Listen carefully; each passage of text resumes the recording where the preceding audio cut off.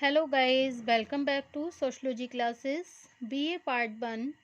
Today our topic is problems of education in India. Okay guys, so आज का topic है हमारा भारत में शिक्षा की समस्याएं. ओके, भारत में एक लंबे समय से शिक्षा संबंधी नीति, प्रबंध तथा इसकी प्रकृति को लेकर विद्वानों के बीच बहस चलती है. समय पर शिक्षा से संबंधित समस्याओं को दूर करने के लिए सरकार द्वारा अनेक प्रयत्न भी किए गए. ओके, इसके बाद भी आज हमारी शिक्षा व्यवस्था में अनेक ऐसी त्रुटियां हैं जिन्हें दूर किए बिना शिक्षा को समाजीकरण, सामाजिक नियंत्रण तथा परिवर्तन का एक प्रभावपूर्ण साधन नहीं बनाया जा सकता. Okay, so these are the all points of the problem of education in India. Number 1, प्रबंध तथा साधनों की समस्या. नंबर 2, शिक्षा पर संपन्न वर्गों का प्रभुत्व. नंबर 3, शिक्षा का राजनीतिकरण. नंबर 4, शिक्षा में नियोजन का अभाव. नंबर 5, शिक्षा में अलगाववाद. नंबर 6, दोषपूर्ण परीक्षा पद्धति. ओके, तो नंबर 1 है प्रबंध तथा साधनों की समस्या. ओके, हमारी शिक्षा व्यवस्था की सबसे बड़ी समस्या इसमें एक रूपता का अभाव होना है. इसका तात्पर्य है जहां एक और अनेक उच्च शिक्षा संस्थाएं और शोध संस्थाओं का प्रबंध व्यक्तियों अथवा स्वयंसेवी संगठनों द्वारा भी किया जाता है. इसके अतिरिक्त अनेक ऐसे व्यक्तियों और संगठनों को भी इंजीनियरिंग तथा चिकित्सा से संबंधित कॉलेजों का प्रबंध करने की अनुमति दे दी गई है, जो आर्थिक लाभ के दृष्टिकोण से इनका संचालन करते हैं. ओके, एक और देश में लाखों साधनहीन प्राथमिक विद्यालय हैं, तो दूसरी ओर अत्यधिक प्रतिष्ठित पब्लिक स्कूलों द्वारा शिक्षा प्रदान की जाती है. अनेक शिक्षा संस्थाओं का संचालन एक विशेष धर्म, जाति अथवा भाषा के विकास को ध्यान में रखते हुए किया जा रहा है. इसके फलस्वरूप शिक्षा के द्वारा वांछित लक्ष्य प्राप्त करना अत्यधिक कठिन हो जाता है. ओके, सेकंड पॉइंट है हमारा शिक्षा पर संपन्न वर्गों का प्रभुत्व. ओके, वर्तमान शिक्षा व्यवस्था में उन लोगों को उच्च स्तर की शिक्षा प्राप्त करने के अधिक अवसर मिल जाते हैं जो आर्थिक रूप से संपन्न हैं. पब्लिक स्कूलों तथा निजी क्षेत्र द्वारा संचालित प्रौद्योगिक शिक्षा संस्थाओं द्वारा दी जाने वाली शिक्षा इतनी महंगी है कि सामान्य व्यक्ति इस शिक्षा का लाभ नहीं उठा पाते. इसका तात्पर्य है कि वर्तमान व्यवस्था में छात्र की योग्यता की तुलना में आर्थिक साधनों का महत्व बढ़ जाने से नई विषमता को प्रोत्साहन मिला है. शिक्षा में नियोजन का अभाव.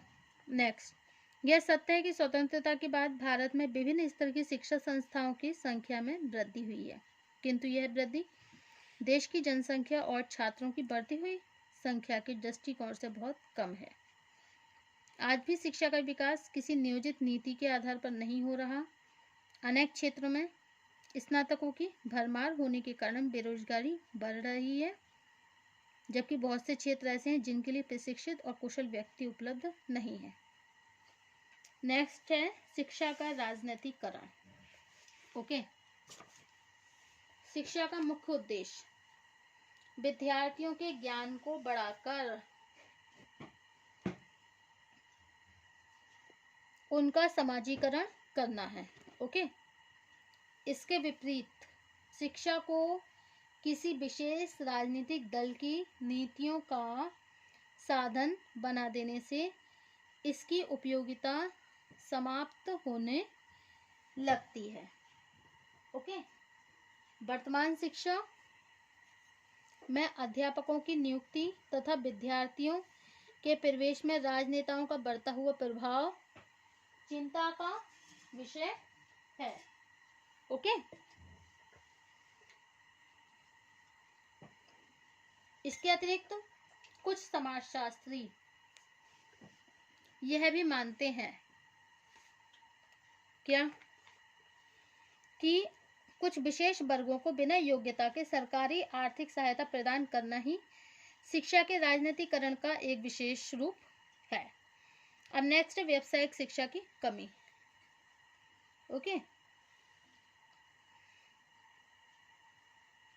यह सत्य है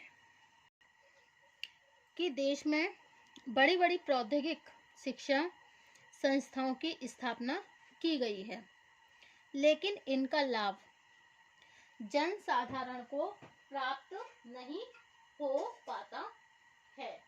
ओके। मतलब इनका लाभ जो है जन साधारण को प्राप्त नहीं हो पाता है। व्यावसायिक शिक्षा के नाम पर देश में इस समय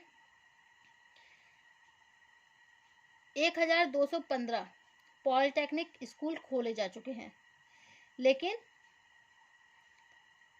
10,000 करोड़ जनसंख्या वाले देश में इनके द्वारा ग्रामीण क्षेत्रों को कितना लाभ मिल सकता है? हमारी अर्थव्यवस्था में आज भी खेती, दस्तकारी, कुटीर उद्योगों तथा सामान्य व्यापार का विशेष महत्व है।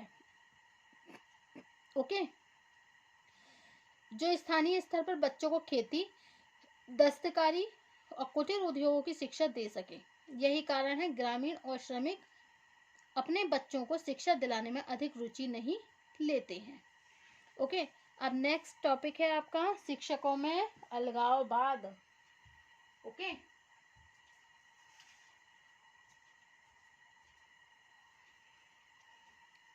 शिक्षा की सफलता बहुत बड़ी सीमा तक शिक्षा के प्रति अध्यापकों की कटिबद्धता पर निर्भर है।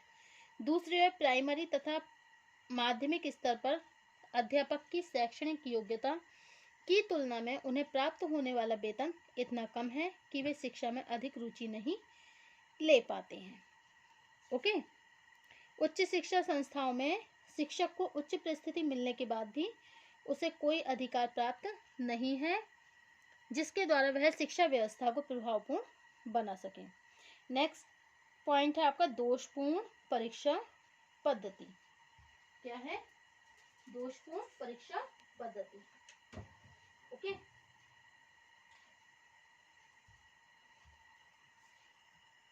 ओके। वर्तमान शिक्षा व्यवस्था में परीक्षा पद्धति छात्रों की कुशलता और योग्यता का वास्तविक मानदंड नहीं है।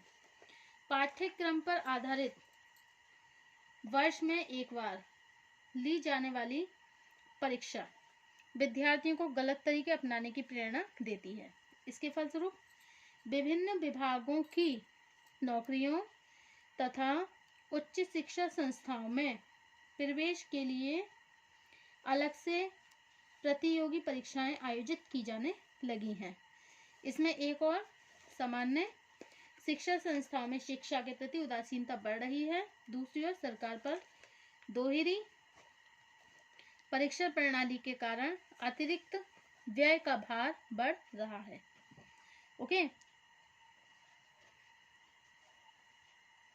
शिक्षा द्वारा शिक्षा संस्थाओं से संबंधित इन समस्याओं का निराकरण करने के लिए आज नियोजित रूप से अनेक प्रयत्न करना आवश्यक है। इनके लिए कुछ सुझाव अधिक उपयोगी सिद्ध हो सकते हैं, जो कि निम्न है। नंबर 1, निजी प्रबंध द्वारा संचालित शिक्षा संस्थाओं पर सरकार का इतना नियंत्रण अवश्य होना चाहिए कि इनके द्वारा छात्रों का आर्थिक और बौद्धिक शोषण न किया जा सके।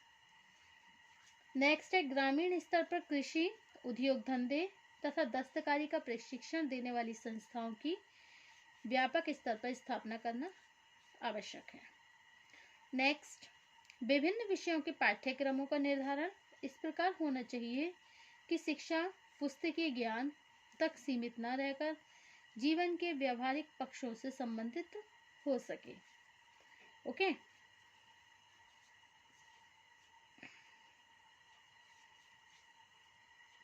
और नेक्स्ट टॉपिक है हमारा शिक्षा की सामाजिक भूमिका अथवा महत्व, सोशल रोल और इम्पोर्टेंस ऑफ एजुकेशन। ओके, प्रत्येक समाज में शिक्षा सामाजिकरण, सामाजिक आर्थिक विकास तथा सामाजिक नियंत्रण का सबसे प्रभावशाली माध्यम है।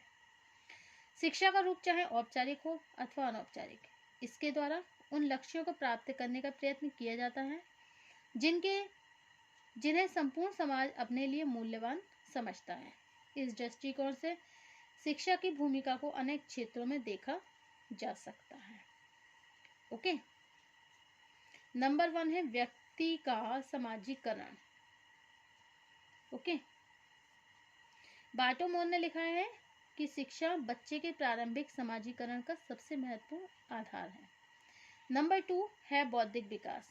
शिक्षा का एक प्रमुख कार्य व्यक्ति के अनुभव और तार्किक योग्यता को बढ़ाकर उसकी बुद्धि का विकास करना है। नंबर 3 है नैतिक गुणों का विकास। शिक्षा का एक अन्य कार्य व्यक्ति में नैतिक गुणों का विकास भी करना है। नंबर 4 सामाजिक नियंत्रण की स्थापना। प्रत्येक समाज का एक प्रमुख लक्ष्य होता है विभिन्न साधनों के द्वारा व्यक्ति और समूह के व्यवहारों पर नियंत्रण रखना। अब नेक्स्ट है आर्थिक विकास में योगदान। शिक्षा एक ऐसा साधन है जिसके द्वारा व्यक्ति अपनी क्षमता और कुशलता में इस तरह वृद्धि करता है जिससे आर्थिक विकास के लिए एक उपयुक्त वातावरण बनने लगता है। ओके, इस कारण आधुनिक विश्व की प्रत्येक राज्य व्यवस्था में शिक्षा के विकास को सामाजिक आर्थिक विकास की प्रमुख आवश्यकता के रूप में स्वीकार किया जाता है। Okay, so thank you for watching my YouTube channel. Thank you so much guys. और नेक्स्ट टॉपिक होगा हमारा राज्य means state. Okay, thank you.